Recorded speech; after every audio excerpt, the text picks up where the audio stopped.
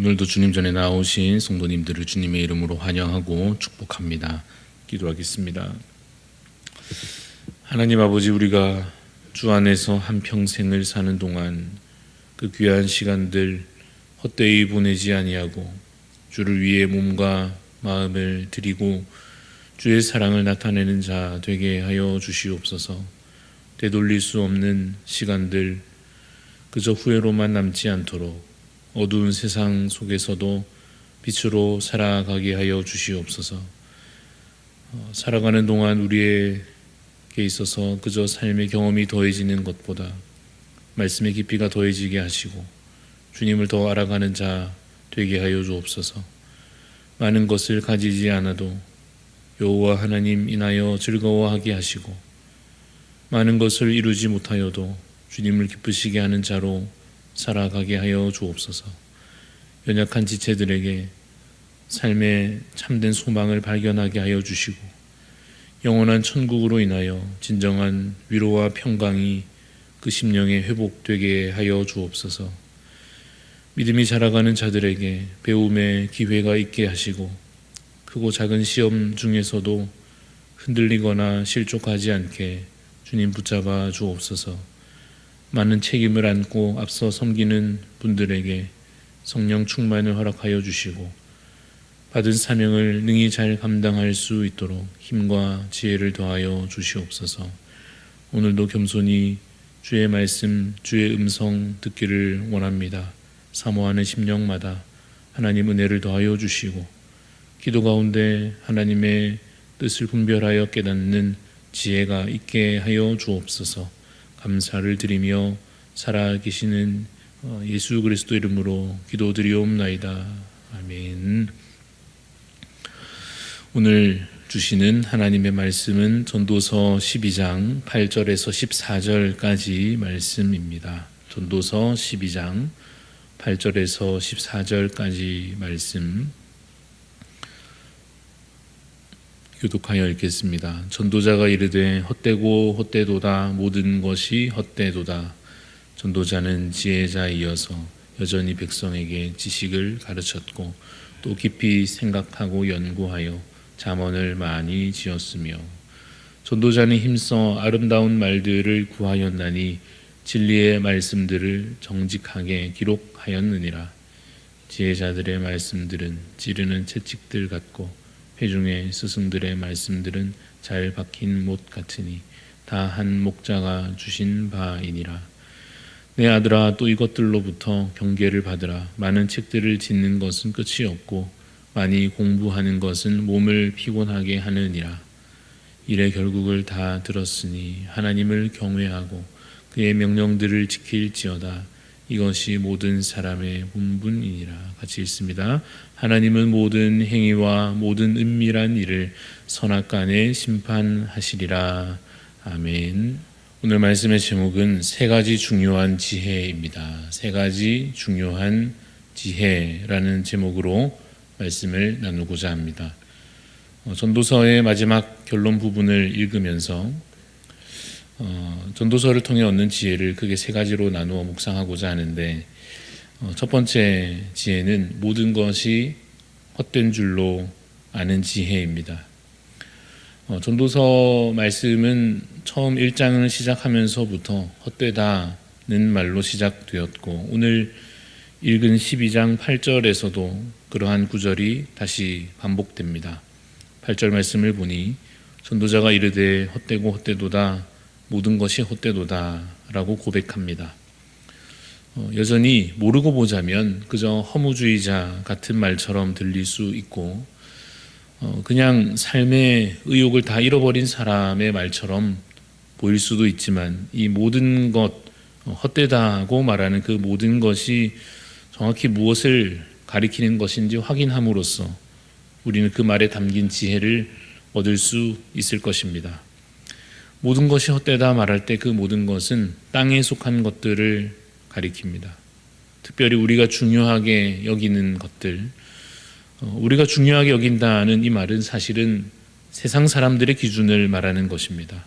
우리가 그리스도인으로서는 이제는 좀 달라져야 하지만 여전히 세상적인 생각을 우리가 가지고 있기도 합니다. 그래서 세상 사람들이 중요하게 여기는 것들을 우리도 아직은 여전히 중요하게 여기고 또 그것에 의지하려고 하기도 하는 것입니다. 그러나 전도서를 통해 우리는 그 세상적인 생각과 그 기준에 대하여 이제는 바르게 판단할 수 있는 지혜를 얻게 됩니다. 그 모든 것, 다시 말해 세상에 속한 모든 것, 물질적이고 인간적이고 영원하지 않은 것들, 그러나 우리가 그전까지는 어리석게도 중요하게 여겼던 그 모든 것이 사실은 헛되다라고 말씀하고 있습니다. 그러므로 그것에 소망을 두는 것은 어리석은 일입니다. 영원하지 않은 것으로 기둥을 세워서 그 위에 우리의 영원한 삶을 지탱하려 하는 것, 참으로 어리석은 일입니다. 그것은 모래로 성을 쌓는 것과 같습니다. 잠깐 동안 그것은 멋진 모습을 갖추고 있기도 하겠지만 곧 파도가 밀려오면 결국 그 성의 모습은 다 사라지고 말 것입니다. 그래서 우리는 이 첫 번째 지혜, 모든 것이 헛되다 라고 하는 이 지혜를 마음에 담아 기억해야 할 것입니다. 오래된 찬양 중에 죄 많은 이 세상은 내 집 아니네 라는 찬양이 있는데요. 그 찬양의 그 제목과도 같습니다. 죄 많은 이 세상은 내 집이 아닙니다. 영원히 거할 곳이 아닙니다.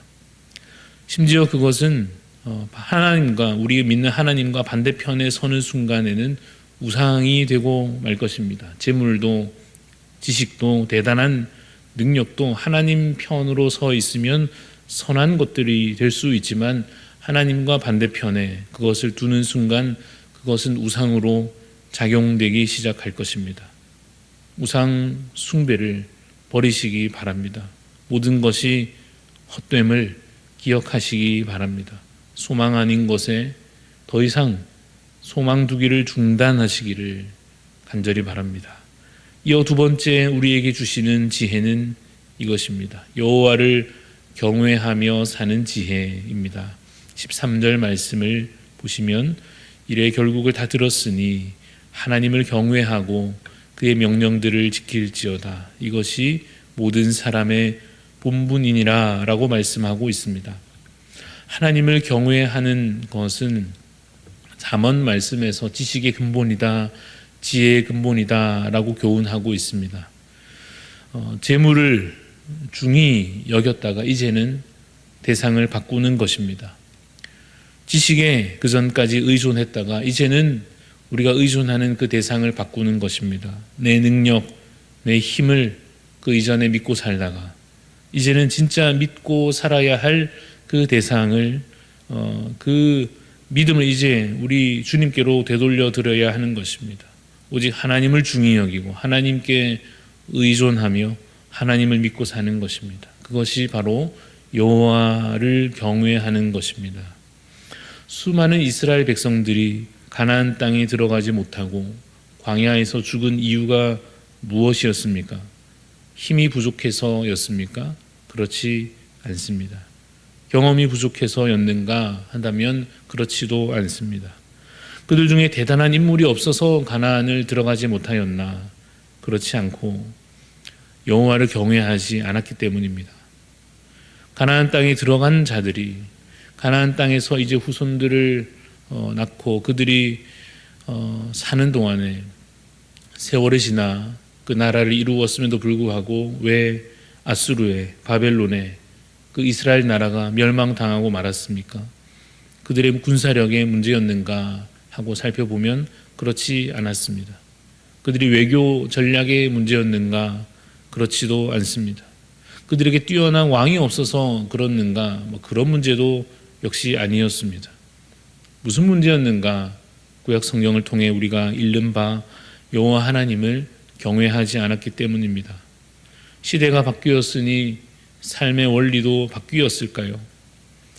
지금은 4차 산업혁명 시대라고 일컬어지고 인공지능의 능력이 아주 극대화되고 있고 이전에 상상 못한 일들이 새롭게 이루어지는 새로운 시대가 이제 되었으니 이제는 그에 맞는 새로운 원리로 살아야 하는 것일까 생각해 본다면 그 옛날 광야에서나 혹은 가나안 땅에서나 저 이방 땅에 끌려갔을 때에나 그들에게 필요한 지혜는 동일했습니다.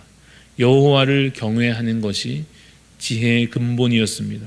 그 옛날 고대 시대에나 중세 시대에나 근세를 지나 현대 사회에 이르러서도 그 지혜의 근본은 바뀌지 않았습니다. 여전히 기본은 하나님을 경외하는 것입니다. 왜냐하면 우리가 정말로 풀어야 할 숙제는 여기서 사는 문제가 아니라 영원한 삶에 관한 것이기 때문입니다. 그리고 여기서 당장 풀어야 할 숙제들도 사실 그 진정한 답은 하나님께만 있습니다. 우리가 살면서 집 문제도 해결해야 하고 자녀들의 앞길도 걱정해야 하고 건강도 나날이 약하여지고 당장 닥쳐오는 일들이 많이 있지만 그 문제들 역시도 마찬가지로 여호와 하나님을 경외하는 그 지혜의 바탕 위에서 해답을 찾아야만 하는 것입니다. 그래서 말씀과 기도에 답이 있다라고 말하는 것입니다. 여호와 하나님을 경외하는 그 삶의 원리를 잃어버리지 않는 여러분 되시기를 간절히 바랍니다. 그러면 하나님께서 주의 능하신 팔로 우리의 앞길을 인도해 주시고 형통케 하실 것입니다. 마지막 세 번째 지혜는 영원한 삶을 미리 준비하는 지혜입니다. 14절 말씀을 보십시오. 14절 말씀에 하나님은 모든 행위와 모든 은밀한 일을 선악간에 심판하실 것이다 라고 말씀하고 있습니다. 하나님은 지금도 채점하고 계실 것입니다. 우리 모습 하나하나를 다 보시며 선한 것에 대해서 선하다 하시고 악한 것에 관하여 악하다 하실 것입니다. 그러나 우리가 느끼기에는 하나님의 평가는 지금 당장 와닿지 않고 그저 와닿는 것은 세상의 평가뿐일 수도 있습니다. 그래서 우리는 계속 주변을 신경 쓰게 되지만 기억해야 할 것이 무엇입니까? 곧 그 날이 다가온다는 것입니다. 여호와의 날, 주의 구원과 심판이 온전히 시행되고 완성될 그 날이 다가오고 있습니다. 그 날에는 모든 일이 선악간에 정말로 심판될 것입니다. 하나님께서 아주 중요한 최종 판결을 모두가 보는 앞에서 모두가 알 수 있도록 엄중히 내려주실 것입니다. 사후의 삶을 준비하시기 바랍니다. 우리의 삶은 죽어도 끝나지 않습니다. 반드시 그 이후에 영원한 시간이 우리에게 주어지게 될 것입니다. 하나님을 경외하며 믿음으로 사는 자는 영생, 복락, 면류관을 얻을 것입니다. 하나님을 경외하지 아니하고 세상을 두려워하며 다른 것에 믿음을 두고 산 자는 영벌, 지옥, 심판을 받게 될 것입니다. 지금은 좀 편하게 살다가 막판 가서 나중에 가서 잘 해야지 라는 그런 생각은 사실 통하지 않습니다. 주님은 도적같이 오실 것입니다. 믿는 자에게는 그러하지 않지만 주를 믿는 자에게는 기다리던 손님처럼 오실 것이지만 믿음 없이 사는 자에게는 주께서 갑자기 나타난 도적처럼 나타나실 것입니다. 기름을 미리 준비했던 그 슬기로운 처녀들처럼 그 비유처럼 오늘 하루도 믿음으로 살고 오직 주님을 경외하는 삶을 살아서 준비된 상태로 다시 오실 주님을 배움는 우리 모든 대한 가족들 다 되시기를 주님의 이름으로 축원합니다. 기도하겠습니다. 하나님 아버지, 우리에게 지혜를 더하시고 우리가 이 세상 사는 동안에 후회가 덜 되는 삶을 선하게 빛으로 살아갈 수 있도록 하나님 우리를 인도하여 주시옵소서. 주님, 헛된 것을 분별할 수 있는 지혜를 우리에게 허락하여 주시고 참으로 살아계신 여호와 하나님을 경외하는 믿음을 우리에게 더하여 주옵소서. 지금 현재 이때어 살아가지만 저 멀리 영혼을 참으로 오늘의 삶으로 가져와 살 수 있는 지혜를 우리에게 허락하여 주옵소서. 그래서 하나님, 이 세상 사람들 속에 속하여 있는 것 같아도 구별된 삶을 살아가며 어리석은 자같이 보일지라도 지혜롭게 살며 참으로 연약한 인생 같지만 믿음으로 담대히 살아갈 수 있도록 주여 우리에게 말씀의 지혜를 오늘도 채워 주옵소서. 우리 자신만 아니라 우리 자녀들에게 이 말씀을 가르치며 아직 믿음이 연약한 자들에게 이 말씀으로 권면하며 참으로 믿음의 공동체 안에서 이것이 우리의 믿음 되며 우리의 고백이 되어서 하나님 함께 주의 나라를 향하여 함께 동행하는 귀한 형제요 자매들이 되게 하여 주시옵소서. 감사를 드리며 살아계신 예수 그리스도 이름으로 기도드리옵나이다. 아멘. 하늘에 계신 우리 아버지여, 이름이 거룩히 여김을 받으시오며 나라가 임하시오며 뜻이 하늘에서 이루어진 것 같이 땅에서도 이루어지이다. 오늘 우리에게 일용할 양식을 주시옵고 우리가 우리에게 죄 지은 자를 사하여 준 것 같이 우리 죄를 사하여 주시옵고 우리를 시험에 들게 하지 마시옵고 다만 악에서 구하시옵소서. 나라와 권세와 영광이 아버지께 영원히 있사옵나이다. 아멘. 오늘 우리가 중보하며 기도할 교회는 성광교회입니다. 나성욱 목사님 위해서 우리 세 가지 기도 제목이 있습니다. 예배가 살아있는 교회, 기도가 뜨거운 교회, 전도에 앞장서는 교회 되게 하소서. 성광 아트 사역을 통하여 풍성한 열매 맺게 하소서. 성도들의 가정과 생업에 복 주시고 연약한 성도들 치료하여 주소서. 우리 나성욱 목사님 성광교회를 위해서 참으로 예배가 살아있고 기도와 전도에 있어서 선한 열매 맺는 교회 되도록 또 성광 아트 사역을 위하여 또 성도들의 가정과 생업에 복 주시기를 우리 함께 기도하시고 또 우리 자유롭게 각자의 기도 소원들 가지고 기도하며 나아가겠습니다.